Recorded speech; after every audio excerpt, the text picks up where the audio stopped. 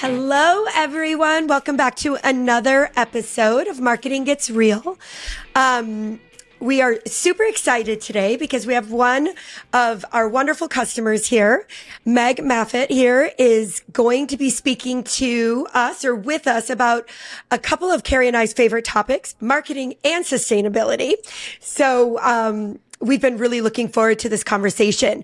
Before we dive in, I just want to give you all just a little bit of background, and then I'll let Meg dive in deeper to her experience. But Meg is currently the VP of Business Strategy of Marketing and Communications for True Elements. She's got a BA in Anthropology and Art History with an MES in Concentration and Sustainability. So she'll tell us a little bit about her past, but she has spent a fair amount of time in the pharmaceutical space, doing everything marketing, product, PR, corporate communications. She then moved over to the Water Center at UPenn before coming over to True Elements. So welcome, Meg. We're so excited to have you here. Yay. And Meg, I need to clarify. So Dana said our two favorite topics are marketing and sustainability. We've got to add wine in there because, yes. That's okay. and hockey, maybe. Hockey comes up quite a bit too. Okay. But yeah. So we don't have to stick to those two topics. If you want to talk about wine or hockey, we're down. Well, wine I've got. Hockey. Cari also loves Taylor Swift, so we can always. Swiftie. Oh, okay. I'm kind of a newbie Swiftie, so go gentle on me if you're going to dive into specifics on eras and stuff. I'm not quite there yet. I need my daughters here for that part of the conversation because I'm not really a Swiftie. I'm not anti-Swiftie. I'm just not really. Yeah. Well, my daughter's not a Swiftie. She rolls her eyes at me. So I have two Swifties. Mm-hmm. Yeah. And I have two boys, hence the hockey.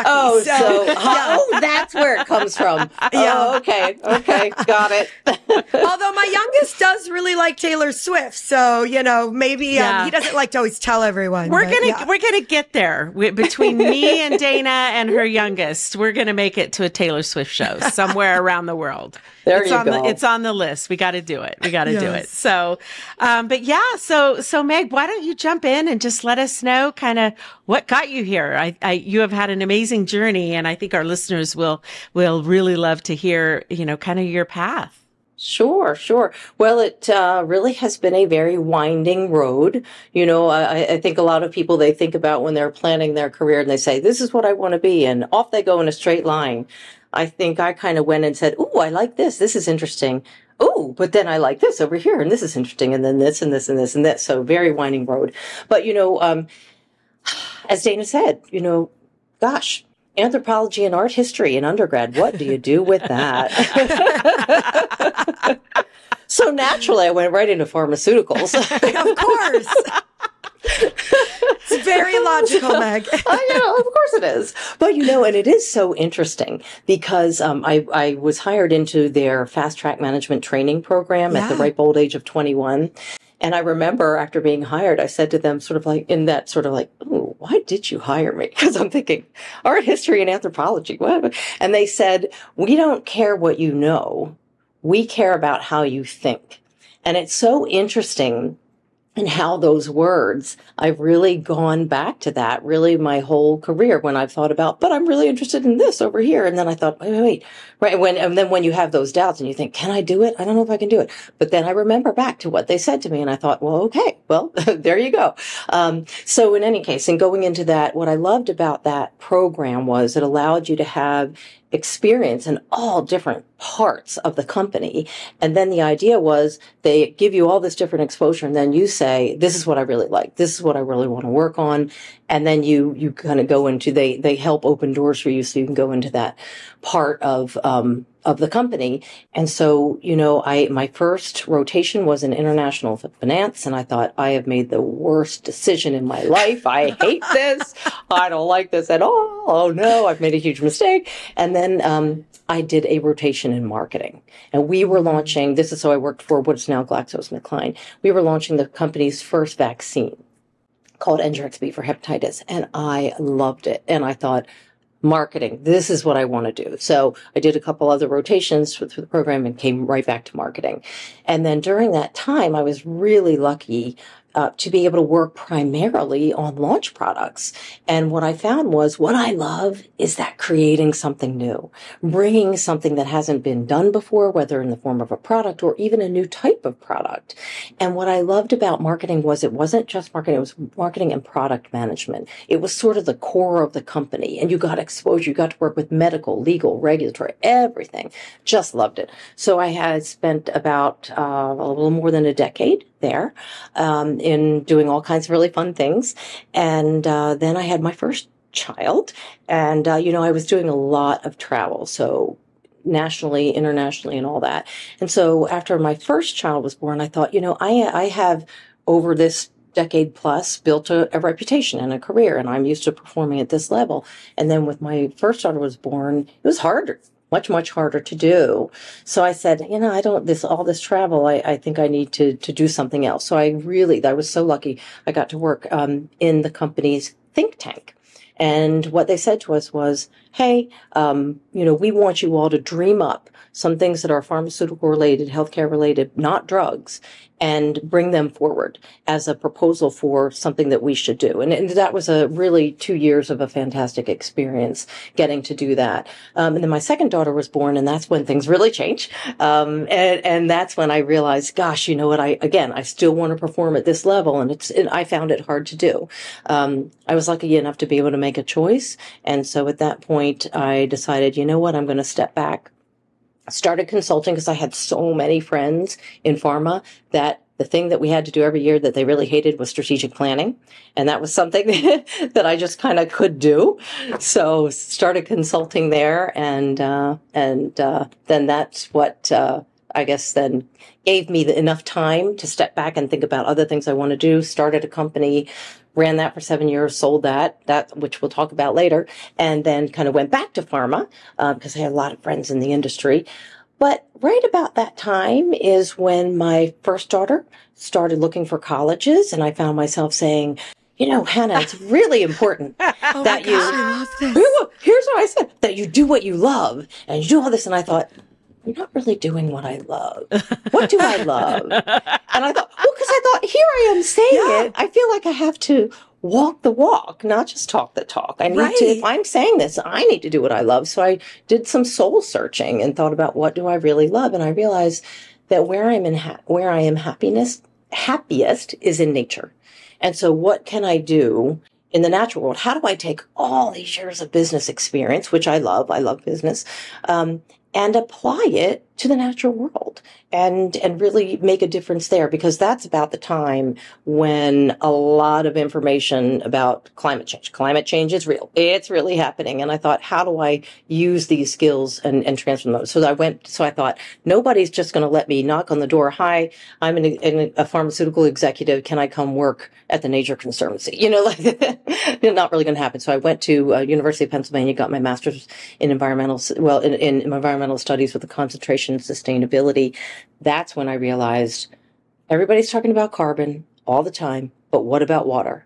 And, when you think about it, climate change, it is happening. We see it every day. It's in the news, right? It's not only that the temperatures are rising, but the weather's becoming more erratic. And I kept thinking about, but the globe is warming. How are we going to live in this new climate? And the first thing that any of us need, not just from a personal perspective, but from an economic perspective, what drives the economy? It's water. Because not only, guess what? You can live without power for plenty of time, right? Right. You can't live without water for more than a couple days, right? And it's not just us with drinking water. Water powers our economy. The largest user of water in our entire economy is power, and vice versa.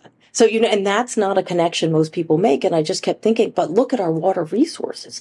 It's really all about water. And guess what? You don't have healthy ecosystems without water. You don't have a healthy economy. Remember the past couple of summers, whether we're talking about the Mississippi River or plenty of rivers in Europe, because of drought, you can't even get, when companies are trying to ship supplies up and down these rivers, they're not able to. So That's what I mean about water is also foundational to the economy, and so many different ways that we don't think about. So that really got me going in the water direction. And I, at Penn, tried to take every water class I could possibly find. And then, right about that time, I met a professor who was starting a water center at Penn, but really, hadn't really started up a new entity. And I said, oh, I've done that multiple times. So let me help. So, the two of us, worked to set that, center up at the University of Pennsylvania, and it's doing well. During that time is when I met the founders of True Elements, where I am now. And the minute they told me what they were doing, I started getting, the goosebumps. And I started thinking, oh my God, they're doing what we so desperately need in the field of water. And I was like, oh, I'm so excited about what they're doing. Be there. Exactly. And so very fortunately, a couple months later, they reached out and said, hey, would you be interested? And I was like, yes, absolutely. So would I? Yeah, exactly. Right. It was one of those. Oh my gosh. That's amazing. Yeah. That is, what an amazing story. Holy cow. Holy cow. So Dana will, she gets really tired of me talking about water, Meg, because I live in Southern Nevada. So like water is a big fucking deal around here, right? So, I'll always be, she'll be joking to me like I took a bath. I'm like, no, you didn't. No, you didn't. I don't even have a bathtub, so we're all good. She's in Seattle. There's not a water issue there, but oh no, my cell phone has been running all night. Is there? Wait, so here's one of the interesting things. When people think about water, they think about quantity. Do I have water or don't I? No. There are several aspects of water. It's not just quantity, it's quality. And those of us, like I live on the East Coast, I'm in the Brandywine Valley, if anybody knows where that is, about an hour outside of Philadelphia. We have water. We don't, so quantity is not an issue for us. Quality is an issue, and water quality is as much of a challenge to address as quantity. So for those of us who live in water-rich areas, when you think about what's happening upstream, so for example, where I live, we're on well water. I have to be thinking about, what's happening in that aquifer. Right. And if you were, now I live more in the country, that's why we're on well water, but let's say you're in a suburb or you're in a city and you're getting your water from a particular watershed.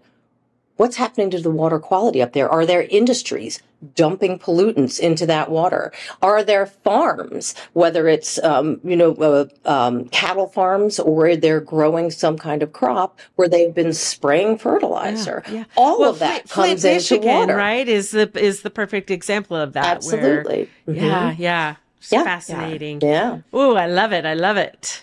So there we go. Meg, I think this is great. Tell us a little bit about what True Elements does. Like, what are you guys doing there? How are you guys working to change things? Because I think it's such an interesting story. Our listeners are going to love to hear about it. Oh, okay. All right. Well, yes. So why I was so excited about True Elements. We are an information technology company. We provide water intelligence for clients in the commercial, public, and financial sectors. So sort of similar to a decision support system, we deliver real-time data in a way that's understandable. So it's not only simplified, because if anybody knows about water data, it is extremely complex, but we deliver that real-time data in a simplified and visualized way. We make data management easy, so through data layering capabilities, report generation, dashboards, etc. And then through analysis and forecasting, we're able to produce insights that the decision makers need to manage water as the asset that it really is. And that's one thing that I think is so important for the world to understand. Especially in the developed world, we tend to take water resources for granted when we have plentiful water resources, and when we have a well-functioning infrastructure system. But water is really an asset. It's an asset for a community. It's an asset for any organization. It is an asset for any business. Think about heavy industry. Think about pharmaceuticals. So the industry that I came from, you have to have ultra pure water to make those kinds of drugs. So there are a lot of things that we take for granted in terms of water, but it's really, really, really an asset, and vital to any part of a business value chain. So that's my explanation about sort of what we do. But the term that you heard me say that we're an information technology company that provides water intelligence. So the question I am asked always is, what is water intelligence? So It's a unique combination of state-of-the-art technology, scientific analysis, and AI capabilities. That combination continuously aggregates, synthesizes, and transforms huge amounts of complex data, water-specific data, into very easily understandable and precise analyses and forecasts. And the thing is that those analyses and forecasts are what give decision makers the insights they need to, number one, understand their water resources, and then number two, really use that understanding to make the best decisions possible on how to manage and optimize those water resources. And going back to treating water like the asset that it really is. So I hope that that is clear, because it's a new concept, and it is a new field, which is part of what makes it so exciting. Mm-hmm. Yeah. But it does take that let me walk you through how it all works. Yeah, I mean, you said category definition. That's really what you're doing, right? Right. Mm-hmm. So all of the thought process that goes through, both a launch, but a definition of a category, and the education, and, kind of probably the, mistakes in how you're messaging things, and the feedback loop, and, Absolutely. Trying to get it right so that, clearly you understand what you're talking right. about, but, making sure. So who are your customers? Who are, what's the ICP for True Elements? Well, so when we think about it, as I mentioned before, let's just start with business, right? Okay. So as I mentioned, water is a fundamental component of every single part of a value chain. So let's say you're in a manufacturing facility. You are absolutely using water to manufacture whatever it is. Or let's just, agriculture. You're growing crops, right? And, a lot of food products, or you're a beverage manufacturer. So there's always water involved in whatever the product is that you're creating. But then, and so also from your supply chain. So thinking about all the way back to the supply chain, where are you getting materials? Let's say you're in the clothing industry. One of the most water intensive industries is clothing. So I know, once again, people don't think about water. In the developed world, they don't. Now, in the developing world, they very much do, because there's very often a lot of additional issues. It's not just water. Once again, it's not just water quantity. Very, very often it's water quality. It's water accessibility. We take it for granted. We can turn on the tap. Great. You can have a shower. You can have a hot bath. Not so in the developing world. So in any case, so thinking about, if you're a multinational corporation and your supply chain is all over the world, all of those suppliers are relying on water to create the component that you need. But then, in the example I gave before, it's also, what about in the transportation part of what you're doing? So thinking about, how are you shipping your merchandise? How are you bringing the pieces together? All of that is water intensive too. So think about, business, water's in every part of the value chain. Also, public entities. So let's say you're a state, you're a municipality, you're a nation. You need water for everything. Why are most cities, towns, settlements near water? Originally, transportation. Guess what you need? A source of water for drinking water. Thinking about that. So let's say, for example, your municipality, and you're on the Mississippi River. And my goodness, you were relying on a certain amount of water for your citizens, and now it's not there, or not as much there, or now you've got compromised water quality. Think about if you're the United States government, and we've got military bases everywhere, all over the world, right? What do they need for a military base? They need water. So thinking about, in the public sector, you can be looking at, as I say, nationally, statewide, all the way down to the local municipality. Water is an issue. How do people make decisions about their water resources? How are they going to use them? How are they going to, very importantly, start to steward them? Because we are all water stewards when you think about it. Everything that we do ends up going back into the water. You think about it. So we take water in all the time and it goes back. We're all water stewards. And so, but people, as every day there's a story in the news, right, about what's going on with climate, and 90% of climate impacts are experienced through water. So every day, hurricanes, storms, floods, drought, all of that water related. So when we hear more about that, more people are starting to realize, oh, wait a minute, hold on. Water resources are really important. I better start taking more responsibility for them, and I better start paying attention to them because those water resources are changing as a result of climate change. In any case, so there's public sector, but then also the financial sector. So think about you're an asset manager and you are trying to decide if you want to invest in a company. Well, that company has assets, let's just take it in the United States, all over the United States. Well, you should have an understanding about if you've got assets that are either in areas that are potentially drought stricken, what's the value of that asset now? Because if it previously had been relying on water to, I'm going to say grow a crop, but now that water, those water resources are being compromised, there are fewer and fewer of them, then you should think about what is the value of that asset? Or I have 6 assets on a river that is flooding more frequently because of these, we don't get weather in the sort of steady, even way we used to get it. Now, when it comes to water, rain, storms, all of that, we get much, much, much more rain, shorter amount of time. That makes impacts on riverine systems where, you know what, the riverbanks are eroding, things are changing. And let's say you've got that asset and it's right on the river. And we've noticed over the past, I'm making this up, but over the past 10 years, that river is experiencing a lot more flooding. Again, what is that asset worth? So from the financial perspective, you have to think about how is the value of my assets changing? But then also, if I'm going to invest in a company and they've got assets at risk, right? Is this really where you're right? Is it where? Yeah. And not only that, but if I invest in those assets today, what's going to happen to those assets in the future? Mm-hmm. Because we know that the climate is changing. There is no question about that. And the number one thing that's changing is the hydrological cycle. That's why you hear all these new terms, like atmospheric rivers and things like that. You never used to hear before. That's right. All of those terms, they're happening. And so that is what is changing our future. And it's primarily, it is the water cycle, the hydrological cycle that's changing. And that's why you need to understand what's going on in the future.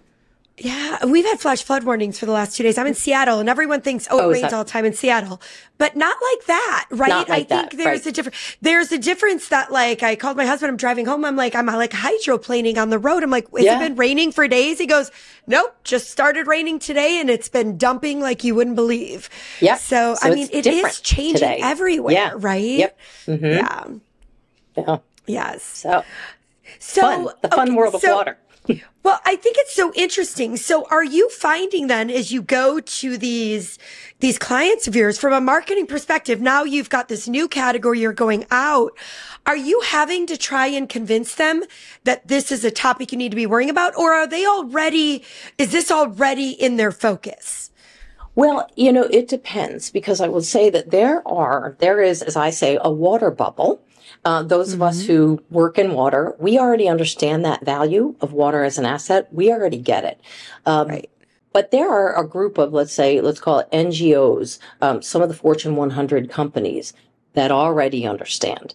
They are already moving forward in understanding that, if I want to have a viable economic future or operational future, I really had better start understanding my water resources. So I don't want to say no one knows about this, but it's a select group that really already understands this and is trying to create the strategy. There are a few consultancies that are really water specific. So I don't want to say that no one knows about it. So there will be one conversation with them. But then there are others that are starting to ask, and we work with some consultancies that are coming to us and saying, I'm getting more and more and more questions about water. And can you help me better, understand for this particular client, what might their water risks or issues or challenges be both today and in the future? So I do think, for example, last year was a big year of change in 2023 because we had the UN Global Water Conference, and that had not happened for, I can't remember if it's 49 or 50 years. They did not have a water-specific conference. Well, they had one, first one in 2023. I believe they're going to have one again in 2025. But then it's also, if you look at Davos, however you want to pronounce that, but they didn't have any water topics a few years ago. Now they're talking about it. Same thing for at Climate Week. So Climate Week is the big event in New York every fall. More and more and more topics are about water. Same thing with Green Biz, that conference where every year there's a steady increase in the number of topics and people talking about water. So, as I say, there's good movement forward. It's just that for a lot of people, if you say the word water intelligence, they're going, wait, let me help you understand that. But then some of them, if they don't fully understand, if water's not already on their radar, then you have to kind of go back and explain, why do you need to be thinking about water? So it's kind of it depends on who you're talking to in terms of where are they on their water journey is one of the ways that I like to explain it. Yeah. Well, and then that makes it challenging for you, right? Because now we all have different audiences. Right. But now I've got different audiences at very different stages in their understanding, right? It's much different when I'm marketing a product that everybody already knows they need. I mean, and now it's more about why you and why this person and what's the value we're bringing to the table. So tell us a little bit about, some of the challenges you're facing and how you're overcoming them from the marketing side of things. So to your point, here, and we know this, right? So if it's one thing if you're speaking directly to a customer client, and you're just honing in on what they need and how you can help them. It's another thing if you're trying to design a website, right? And you've got this whole audience, and some people don't think water is important at all. Some people are part of the water bubble, and already understand how important water is. So how do you message to that? It's tough. I'm going to tell you, it really is. And particularly, here's another thing that is very interesting about water is also incredibly, incredibly complex.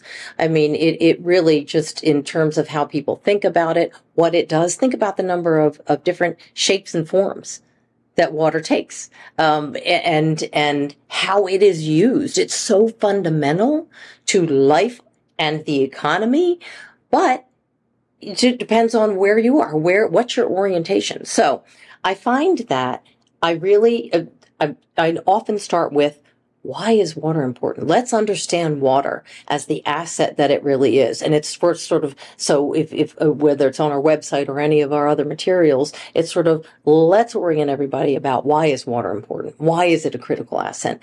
And then you can go into, here's why it's very important to understand water for its fundamental value and what is the purpose that it serves. And so often you'll say, here's an example of how it's important. Here's an example of how it's important. And that's then what starts to change people's understanding of water as an entity itself. And then you can go into, well, we all have to understand it better given that it is such a valuable asset, and then explaining, here's what water intelligence does, which really the whole thing that water intelligence does, the purpose is, how do we give you the insight so you can make the best decisions possible for your company, your organization, your portfolio, so that you can make sure you have a viable future.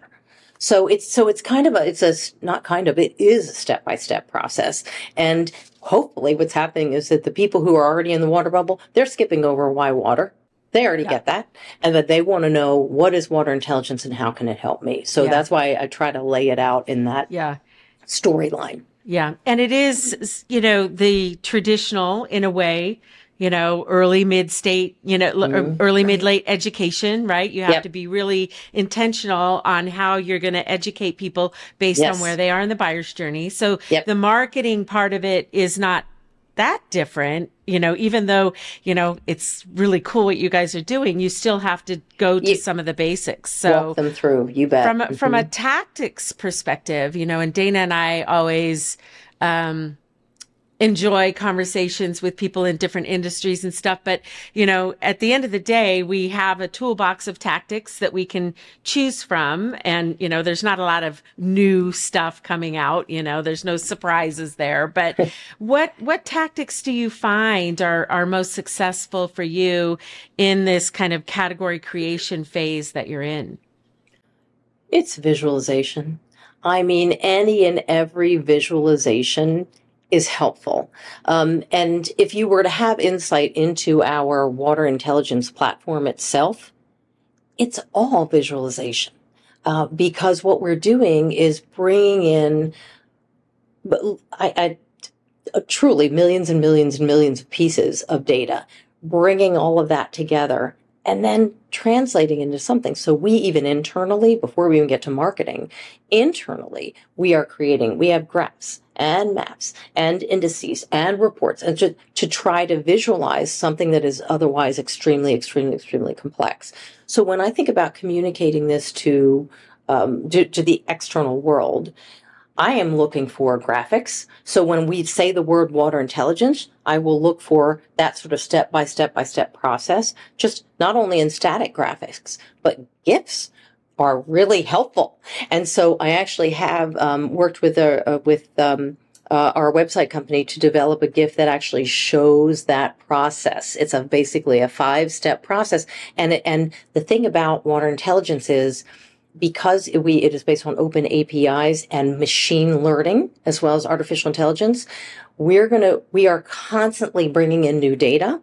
So for example, if the EPA updates their data every day, so do we. If the USGS updates their information every week, so do we.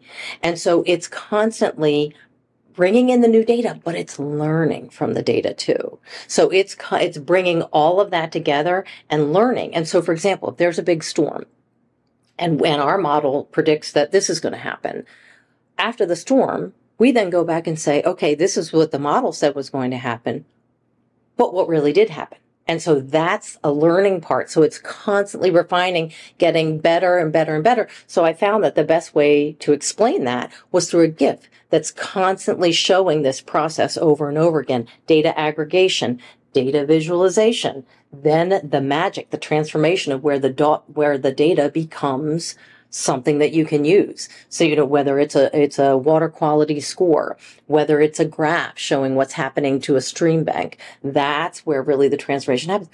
But then it goes back around again. And so something like a GIF is really, really important. Or the piece that we worked on with you all is also really, really helpful because, as I said, water is important to everybody, but in different ways. And so what was so helpful about that is to show, if you're an industry, here might be your water path or how you could use water intelligence to help you in your decision-making processes.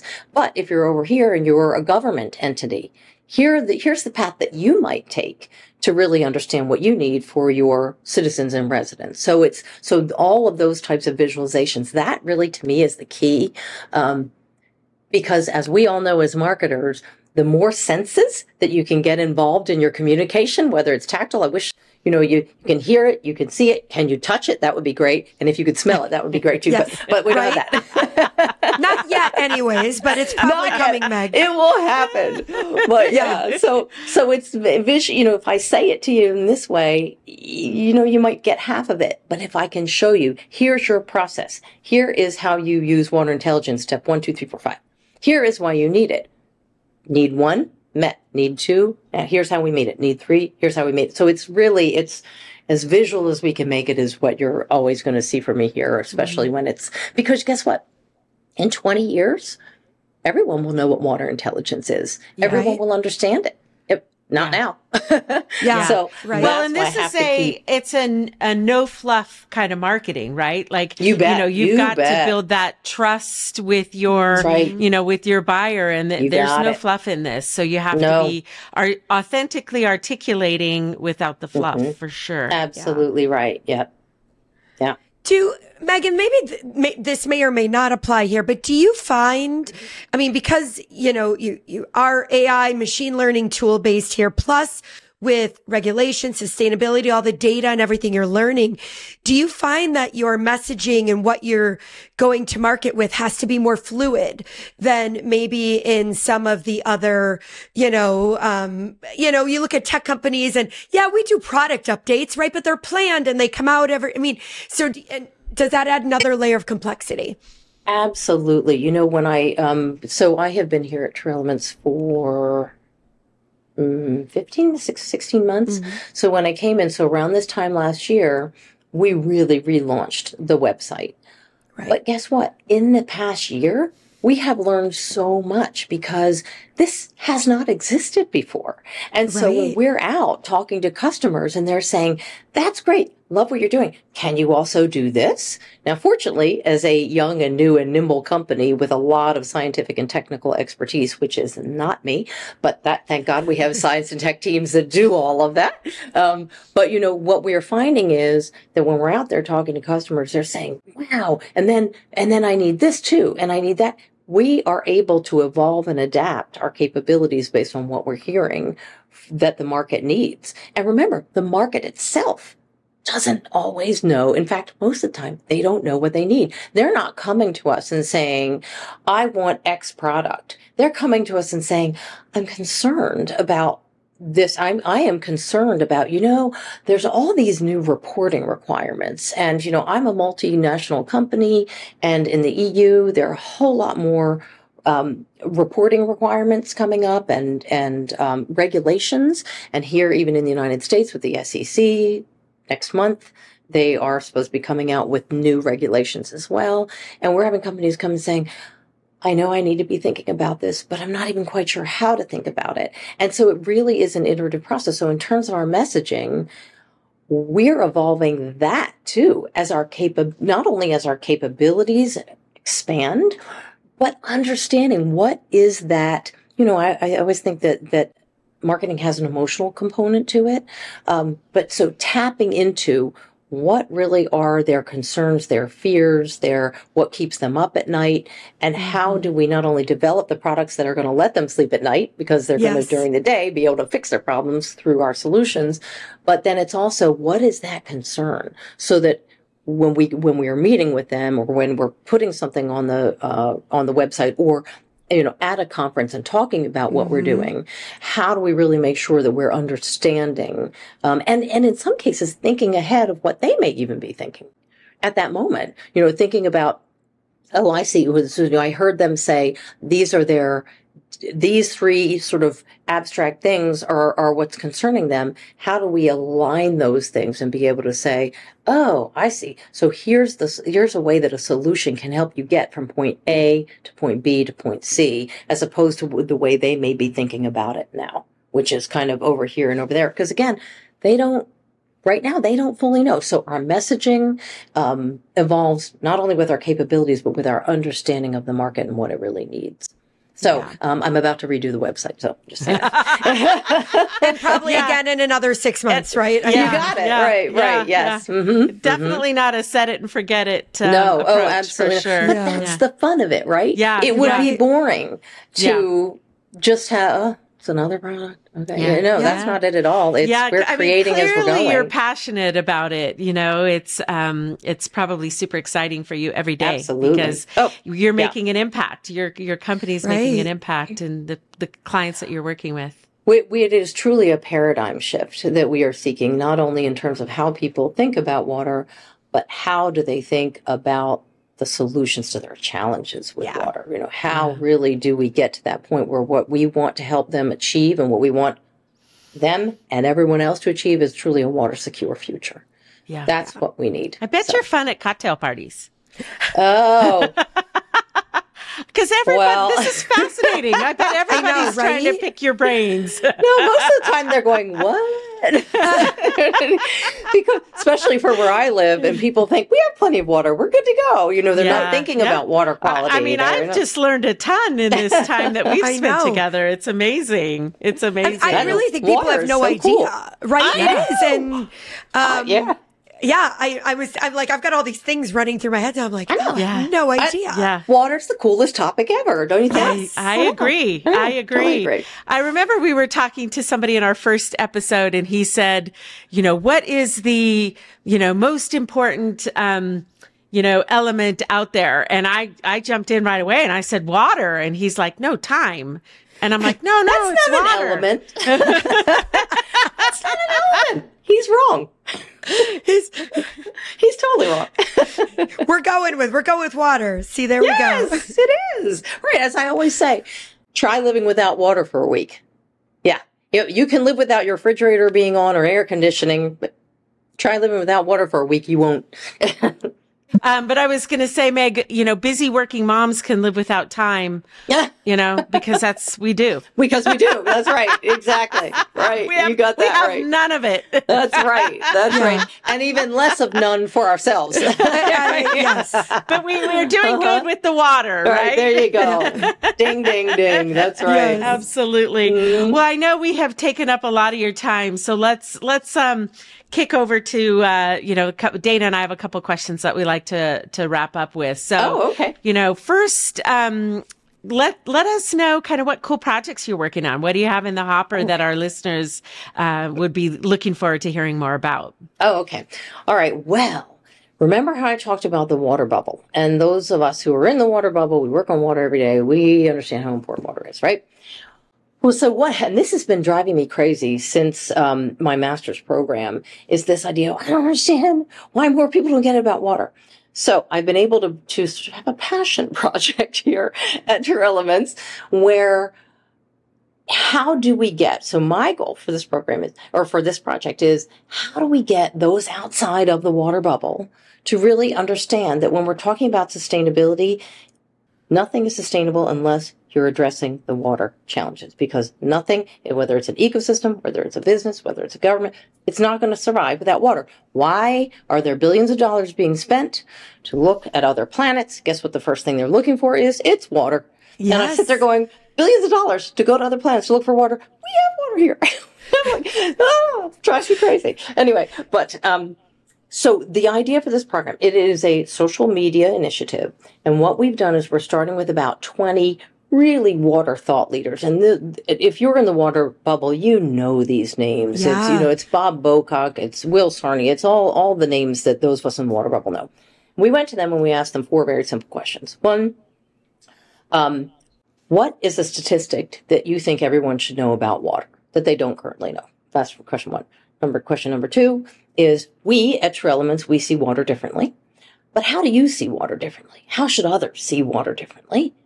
Third question is, what really inspires you and gives you hope with respect to your work in water, or anything about water? And then the fourth question, which is really the most important, is, who would you like to hear answer these same 4 questions?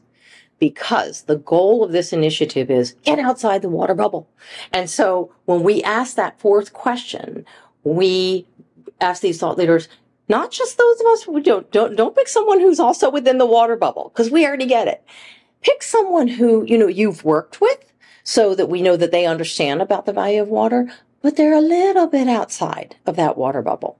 And then that way, so the idea is it's kind of like a spider web. We start with the core 20, and then each of them asks someone. So it's like each 10, or you could think of it like spokes on a wheel. They go out. And so every person that we ask, the most important question is, who do you want to include in this conversation? And the idea is, not only is everyone who's paying attention to the social media campaign learn, because you've got incredible people with all different perspectives sharing new information that other people may not know about water, but it's as that spider web goes out, or the spokes of the wheels go out, you're bringing more people into the conversation. And by looking and watching this social media initiative, they're going to learn and be inspired to want to learn more about water and to become that water steward, to really care about water resources, use them more responsibly, and make better informed decisions about how we each individually use water as a company or. I can't wait to see this. This is great.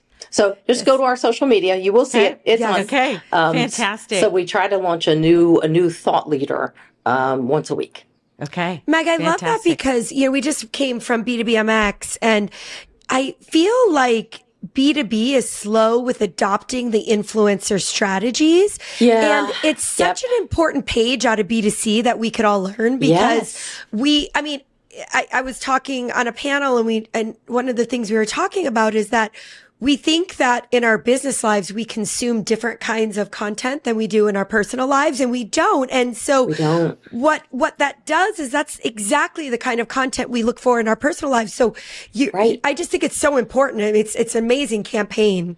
I always try to tell, so within the company, I'm always reminding, our sort of leadership team that, look, our customers are regular people too. Right. They don't eat, sleep, and breathe. Well, some of them eat, sleep, and breathe their business. But guess what? they turn on the news at night. They read whatever their particular publication is. They're seeing, like just back in October, World Wildlife Federation or Foundation came out with a new statistic, which it blew me away. The annual economic value of water for freshwater ecosystems is $58 trillion. Wow. And so I'm always trying to tie in to what is the news that's out there in the larger world and sort of that consumer-oriented world.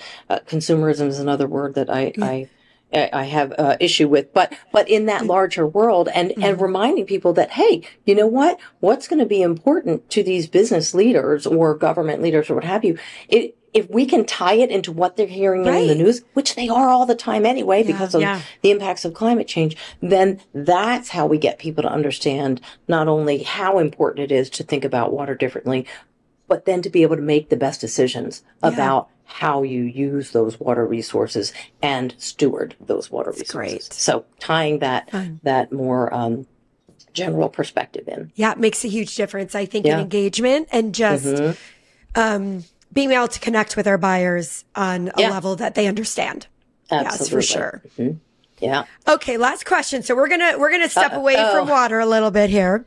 So when I read your bio, we were fascinated and I think you mentioned it above or earlier in the podcast that you had a little stint where you started your own business, and it was you called it a paradigm changing driver training company, but it seemed very random in your career path. So I just wanted to ask you about it and understand why, how. I know. Yes. So it sounded fun.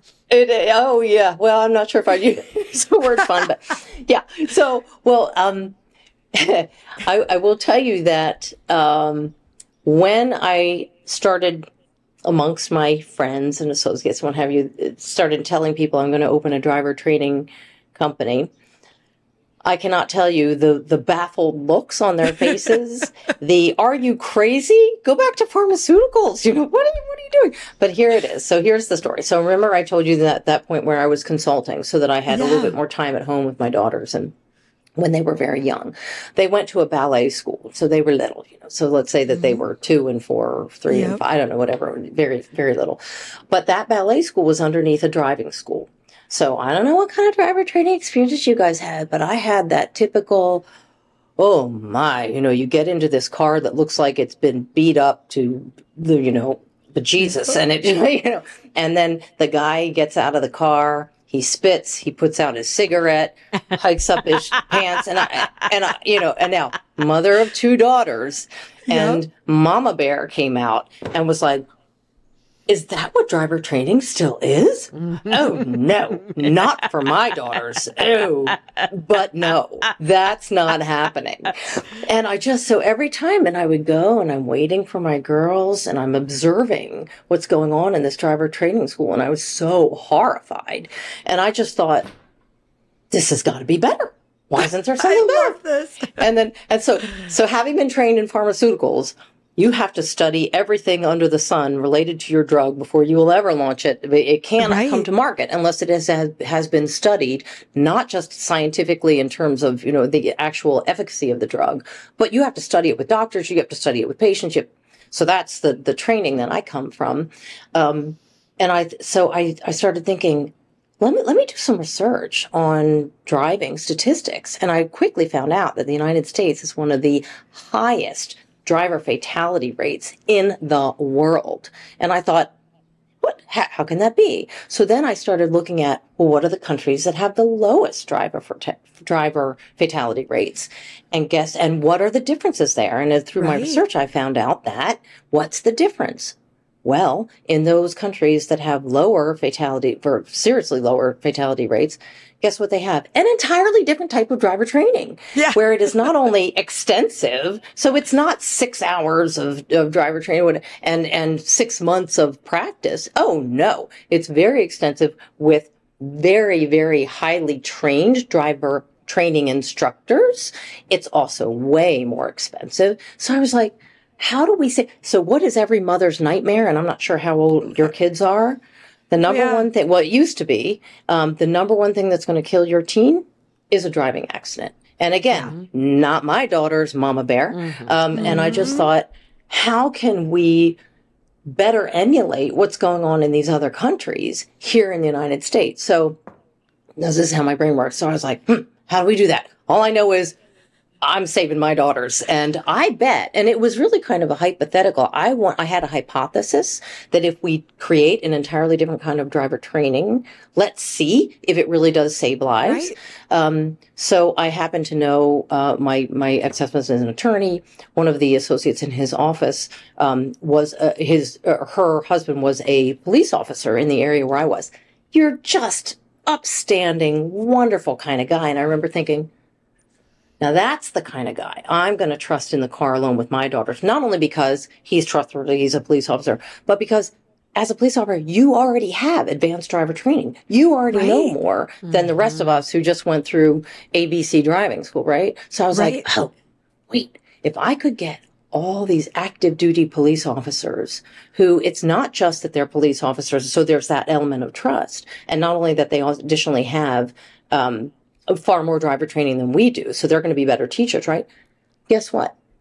If that's a local police officer who taught you and you're that student driver, you don't want to get pulled over by your driving instructor trainer. If you're speeding or in an accident and the police officer that shows up on the scene is you don't want that, right? Yeah, right. Right. So I was like, let me try this. So I went to, there were 4 police officers and I said, hey, you guys, you want to start this? Let's see if it works. The other part of the training that was very different, it was much, much, much more expensive because I wanted cream of the crop police officers. Right. So it's going to be 3, 4, 5 times as much as the competitive, standard, traditional driver training. But the other part of it that was really important, parental participation was mandatory.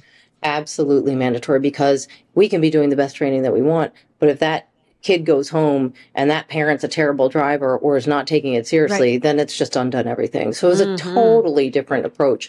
And my whole goal was, I want to create safer drivers. We had a very mission-centric business. We're going to create safer drivers. So I went around and tried to find an academic institution that would actually measure the progress of our students. And so I found Johns Hopkins University, took this on and said, sure, we'll look at the data. And they did. And what they found was, for every driver lesson that they had with us, the likelihood of accident decreased by 6% on a compounding basis. So the average number of lessons that we gave was, oh gosh, now I'm going to forget. I can't quite remember now. It gives me goosebumps. This is amazing. I know. Well, but see, this is what Mama Bear does, right? Yes. So basically for the students who graduated from our program, they basically had a 50% less chance of being in an accident than someone who had gone to XYZ driver training school. And that's so when I decided to sell the company. Because for me, it was, I want to get my daughters through. I want them to be better drivers. And I want to see if my hypothesis is correct. You proved it. You proved it. Yeah. Thank you, Johns Hopkins University, right? I love that, Meg. It's funny because I always thought, why do they want me to teach these kids how to drive? I'm not a great driver. I know. I don't have a lot of patience. Exactly. I do the rolling stop. All the bad things that we don't pay attention to, right? So all we're doing is passing that right on to our own children. And all I could think was, what is the worst nightmare ever for a parent? It is to lose your child. And at the time, I think gun violence is now the number one killer, which is so tragic and awful. I mean, so is driver accidents. But all I could think was, that's the call none of us want. And if you have to spend a bit more money, but your kid is a safer driver and you miss that accident, that's money well spent. And what killed me is, so you think about, what's the money that we spend on tennis lessons or ballet lessons? What? Yeah.